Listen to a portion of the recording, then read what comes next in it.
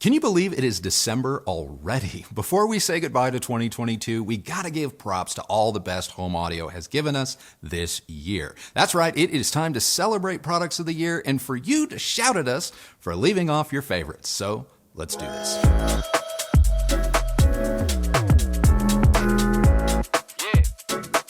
Before we get started, let's go over some ground rules, and this is important, so please pay attention. In order to be eligible, the product nominated had to be reviewed on this channel between January 1 and December 10th, 2022. This means there is a chance your favorite may not be represented, so apologies from both of us in advance. One last note for the 3 products we will be reviewing later this month. Those are going to have to wait until next year to be eligible for a product of the year. So with all of that out of the way, let's give out some awards. Home Theater Receiver of the Year. This ended up being probably the most controversial category for either one of us. Kristi and I, we went back and forth on how to handle this one because while we reviewed a number of really good AV receivers this year, 2 of our favorites, the Denon X3800H and the Marantz Cinema 50, are disqualified because they're not finished. This year, we have decided in order for a product to win, the cake has to be fully baked now and not later. The nominees are the Onkyo NR7100, Marantz SR8015, and the Integra DRX 3.4. But the winner is the Integra DRX 3.4. This one caused us to have the most conversation back and forth because we both love the Cinema 50, and I really liked the 3800H. But let's face it, kind of the big reason why those got so much fanfare out of the gate from CEDIA's announcement onto right now is they're going to be the first receivers that seem to have all of the features currently available to consumers right now, except they don't. And the 8015 sounds great. It's arguably one of the best sounding receivers I've ever heard. It's my personal favorite. And it's sonically. We had a bit of a... Yeah. In my opinion, I wanted the Marantz SR8015 to win this particular category, but ultimately we gave it to the Integra because it has more options. Yeah, it is the more up-to-date current model where the 8015 is likely going to be replaced in the next, say, 6 months or so, and some of its functionality with respect to 4K 120, 8K 60 capability is limited to just that one input, whereas the Integra doesn't force you to choose. So sonically, if this was all about just sound, it probably would have been the 8015 for both of us, but overall, the home theater receiver of the year 2022 was the Integra DRX 3.4. Soundbar of the year. Seriously, this is probably my favorite genre of home audio to talk about, and there were a lot of really great ones this year. The nominees are Klipsch Heritage Theater Bar, Bowers & Wilkins Panorama 3, JBL Bar 5.1, Polk Magnify Mini AX, Samsung Q99DB, and the Bose 600. And the winner is Samsung Q99DB. I mean, it wasn't even close. It really wasn't. It wasn't even close. And yeah, I mean, it's just, there were so many good soundbars this year. We had a great time with soundbars this year, and I especially love the Bose 600 we just reviewed. But pound for pound, the Samsung Q990B proved that it is possible to have a true home theater experience with a soundbar. TV of the Year. Before we name our nominees for TV of the Year, remember, only the TVs that were reviewed here are going to be eligible. So before you blow us up in the comments, please keep that in mind. And the nominees are Sony's X95K Mini LED TV, LG C2 OLED, TCL's 5 Series, and the Samsung QN900B 8K Mini LED display. And the winner is the Sony X95K. I can literally feel you guys watching come unglued. I know. Like, I don't know if there's a category of products that we review that elicit a more passionate response than televisions. Because, man, you guys got feelings. I love TV reviews, and I hate doing TV reviews. And the thing that I hate is, heaven forbid, because we usually get TVs last. Like in the pecking order of review channels, we usually have to wait for everyone else to have weighed in before we weigh in. Oh, we are definitely the redheaded stepchild. We are the redheaded TVs. stepchild. And man, heaven forbid I do not back up, validate, or prove something someone else has said. Oh man, you guys you're brutal in the comments when it comes to TV reviews. I get nervous every time we publish one. Nevertheless, the Sony wins, and the Sony wins because Kristi made some very, very good points. Look, my pick was going to be the LG C2 OLED because pound for pound and after calibration, it was near as makes no difference perfect. So if you are all about that perfection, you can make the argument that the LG C2 OLED is also like TV of the year. But the reason I agree with you in giving it to the Sony is I think the majority of people buying televisions do not calibrate. they don't. And we know this. They don't know how to calibrate. They don't have the tools to calibrate, and understand that all of those factors are 100% fine. Neither Kristi or myself, we're not we're knocking not you judging for not doing it because, Yeah. heck, before I met Andrew, I didn't know how to do that either. I remember actually getting a Sony television based on the recommendation of an unnamed retailer telling me it was the best. This was many years ago, but I got it home and I didn't like it. And I didn't know how to calibrate it. I didn't pay for calibration. Yep, I like a lot of you, I went to some sources that said Use these settings. Guess what? That didn't work. Yeah, it and made it it typically worse. doesn't, which is why we do not share our settings. But anyway, most people aren't calibrating. They're not paying for it. They don't know how to do it. They want to be able to unbox the thing, put it on their wall, and turn it on and enjoy it. Yeah. And in my opinion, I felt like the Sony was the best television For that. for that. Yeah. You put it in its custom 1 profile, make sure the color temperature is warm 1 or warm 2 or custom, and you're going to be pretty close to there. And then you couple that with the fact that I will say Sony has the best processor in a television right now. That's why the Sony X95K is our TV of the year. Amplifier of the year. There were so many good options this year for amplifier. And by the way, just real quick, this category includes both integrated amplifiers as well as standalone stereo or mono amplifiers.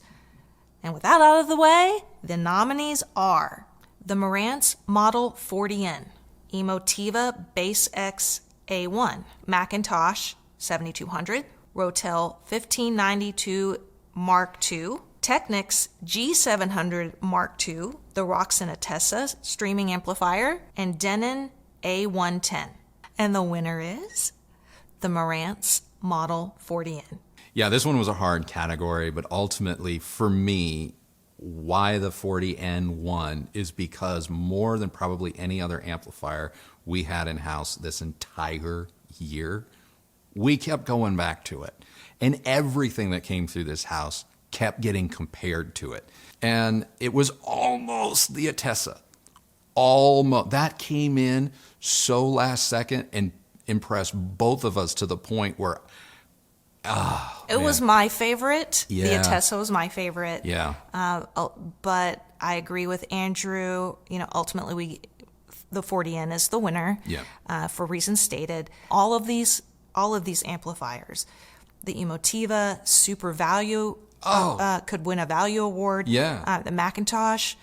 I mean, come on. I know that's probably your personal favorite. It was sonically, it was the best amp I heard this year, was the 7200. And had they shipped it to us for review with the updated digital module that included HDMI, I might have put up a harder fight for it. But again, it's the Model 40N. Congratulations to everybody. You all put out some really good products. But Marantz, you're the winner. That's a killer amp right there. Yeah. Speaker of the Year under $1,000 a pair. We reviewed a number of budget-friendly speakers this year, but there were a few that really stood out. So the nominees are the Klipsch RP600M Mark II, Project's SpeakerBox 5 S2, the Arundel 1961 bookshelf speaker, and the Polk XT60 Tower. But the winner is the Project SpeakerBox 5 S2. I love this speaker. It's so good, and yes, it is different. There is another model out there going by a very similar name, but it is not the same. It's not the same. Not the same. Yeah. I agree with you. The speaker box, it's kind of another product that came out of nowhere. Yeah. Who knew? You don't. At least I don't. I don't think of speakers when I think of Project. No. I think about turntables. Yeah. But this speaker proves that you can put out a really, really well-made, great sounding product at an affordable price. They're really good. They're just really, really good. So yes, the Project SpeakerBox 5 S2 is our budget speaker of the year. Speaker of the Year, costing $1,000 to $3,000 a pair. Probably the most competitive category of the year. This category is starting to represent a real sweet spot in hi-fi and home theater. Mm-hmm. I know that we had a difficult time picking a winner, but it had to be done.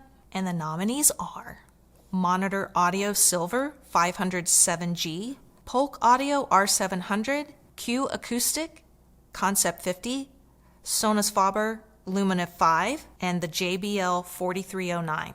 And the winner is Polk Audio R700. Who needs high-end, am I right? This one was actually really hard, and I'm anticipating a couple people already in the comments going, "You said the Concept 50 was your desert island speaker." And you are right. You are right. But no speaker on this channel has caused Kristi or myself and many of you watching this year to stop and really ask yourself some pretty serious philosophical questions about just what do you need in a speaker and what are you buying.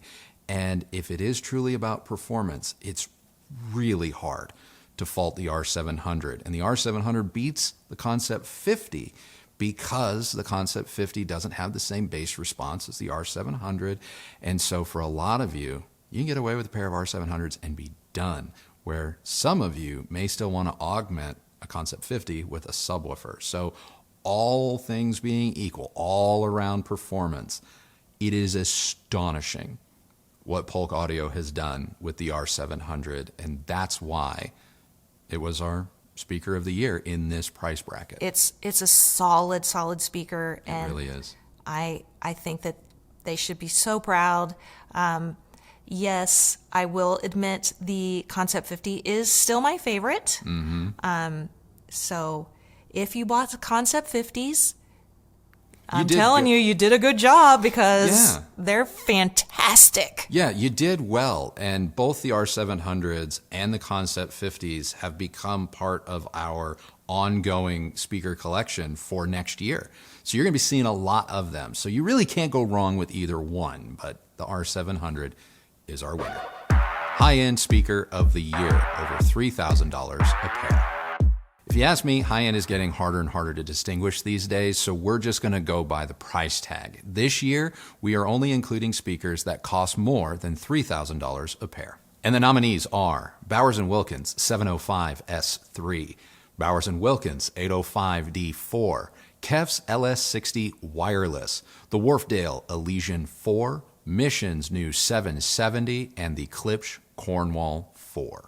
And the winner is the Bowers & Wilkins 805 D4. This one was hard. I could have easily gone one of three ways, but ultimately for me, the reason why I picked the 805, and I think you ultimately agreed with me, was since it's a rival, we keep pulling it out and we keep listening to it, we keep enjoying ourselves with it, and we keep finding new and interesting things in the music we listen to through it. And it really took me back to like my very first experience with high-end Bowers and Wilkins so much that I had kind of forgotten how much I missed it. So that's why it won for me. Now, I know you put up a fight for another speaker. I did, and I know this really surprised you. Mm-hmm. I actually made a push for the KEF LS60 to win, and the reason why I thought it deserved to win is because, for me, it's one of the more forward-thinking speakers. It's wireless, so you don't have to think about what amp you put with it. Mm-hmm. If you use the app correctly, you can make it sound like anything you want it to sound like. Yeah. And to me, that is kind of the future of hi-fi.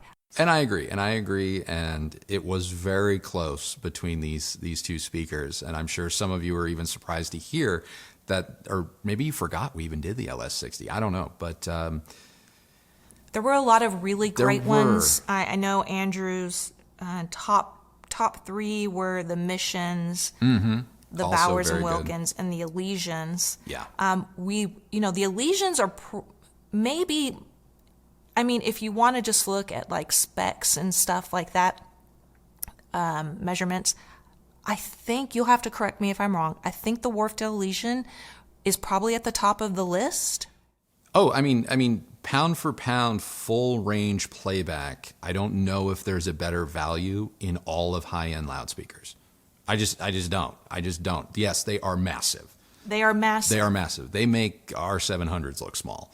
The finish options were not my favorite, but there's no denying when we had them in this house with that honking center channel, our home theater kind of kicked ass. Oh, it destroyed. It just crushed. All of these speakers are beautiful. Yeah, and just one quick shout out. The Klipsch, the Cornwall 4. Yeah. They are stunning. Yeah, because we designed them. Not that the others, okay, let me rephrase that. That sounds like a thing to say. We customized them. We customize them. Yeah. The regular finishes that are offered are still beautiful. Great. Yeah, they're great. And just to put some confusion to rest, we and still do like the Cornwalls. Yeah, you're going to be seeing them. They're actually coming up in a video, in several videos. We still have them. We liked them. I apologize for not crying in the Cornwall review like I did in the La Scala review. I had no idea that you wanted to see me that emotional all the time. They don't.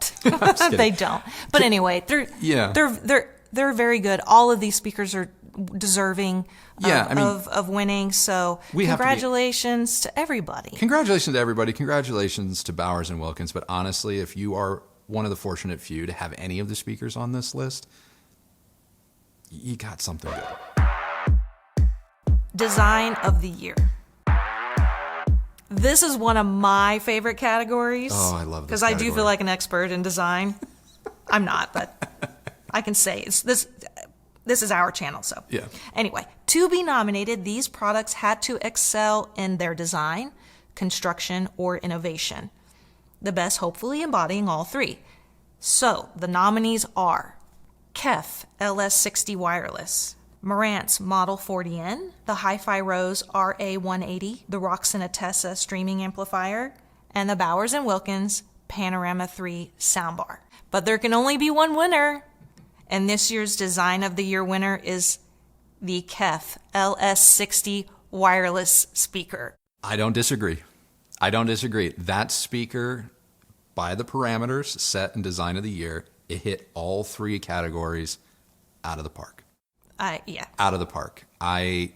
Very impressed with that speaker. Very, very impressed, but I loved the design of it. I loved how narrow it was. Mm-hmm. I loved the fact that when I saw it in the press releases and everyone kept saying it's like a Blade-ish type speaker, I was expecting something that was like 6 feet tall. It's tiny. You could put this in a small space. You could put it in an apartment, but it works just as well in a large room like ours. Oh, they were so good.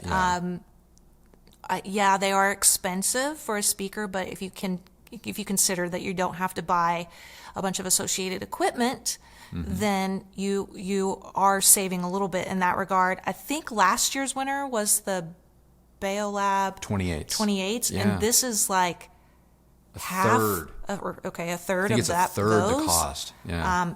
Such a good design. And again, kind of going back to what I've said previously in this video about the KEF, I just think it's the way forward. And I really enjoyed them. Yeah. Yeah. They're fabulous. They're fabulous, and they are 100% deserving of Design of the Year. Overall Product of the Year. No intro needed. It's time to name the best of the best. And the nominees are the Marantz Model 40N, the Polk R700, Project Speakerbox 5S2, the Samsung Q990B, LG's C2 OLED, Bowers & Wilkins 805D4, and the Q Acoustic Concept 50s. But the winner is, Product of the Year overall, the Polk R700. I mean, Again, I don't know if there has been a product that has caused more of us, Kristi, myself, and you guys, to really hit pause and go, what is it we're talking about here? I mean, it's just, I don't want to say it's a generational type of a product, or it's like, I don't know if it's going to be an icon or it's iconic, but I have not come across a speaker on this channel in the 3 years we've been doing this that has really gotten me to kind of rethink my priorities the way that the R700 has. So I agree. I mean, obviously I haven't been doing this as long as you, but the whole Reserve series has been so impressive. Yeah. I think that Polk coming out with this product has shaken up hi-fi and home theater a little bit. I'm sure there's a lot of brands out there that are looking at this speaker going, whoa, where did this come from? And how do we, especially if you're a higher end company, like how do we rise to the occasion? How do we rise to the occasion? Yeah. How do we justify our existence? That's it right there. It's like, how do you justify? And finishes are one way to do it, but sometimes it's like, yeah, but how much are you paying for that? Or how much are you willing to pay for that?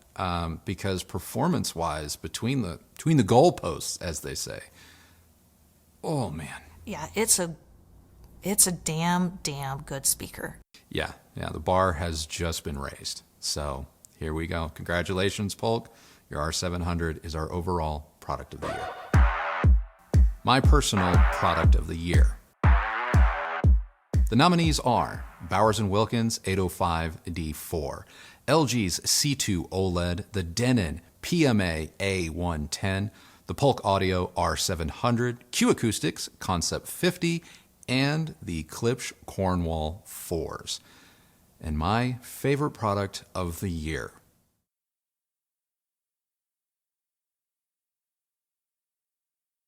I thought you had this. I thought I did too. And then in the back of my head, it's like, well, do you? Should you? No, my favorite product of the year has been the Polk R700. It really has. I don't need to gush about it anymore. I don't need to go into it anymore. It's just great. It's just great. And that review was one of my favorites all year. The discussion that we had at the end of that review is one that I am very proud of. You asked an amazing question. I didn't know she was going to ask it. So if you haven't seen that review, or if you want to watch any review that encapsulates what I really hope this channel has become, or is about over the course of the last 3 years, it's that one. And so it has been my favorite product of the year, the Polk R700.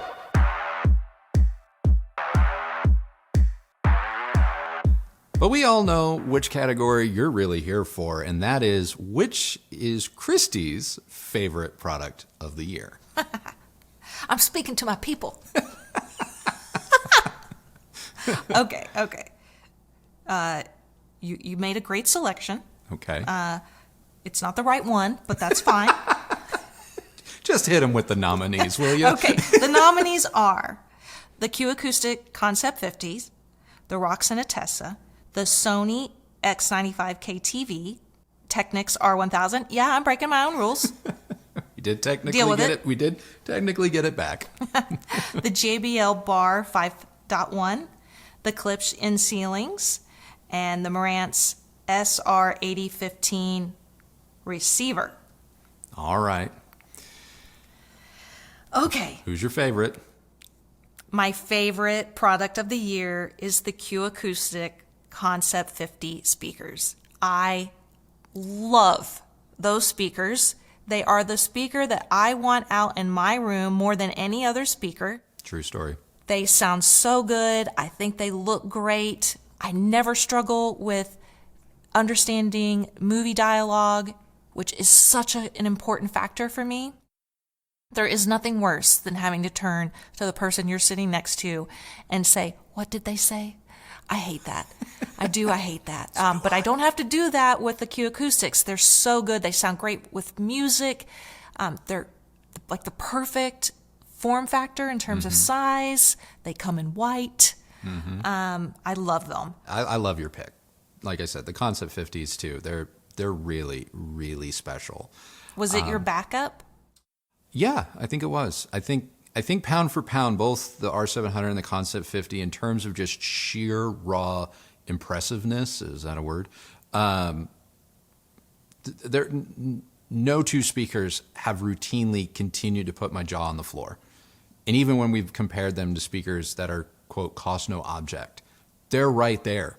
They're right there. So we can always pick out one or two things that something twice the price or three times the price does better or differently. I'm going to use the word differently because who's to say it's better?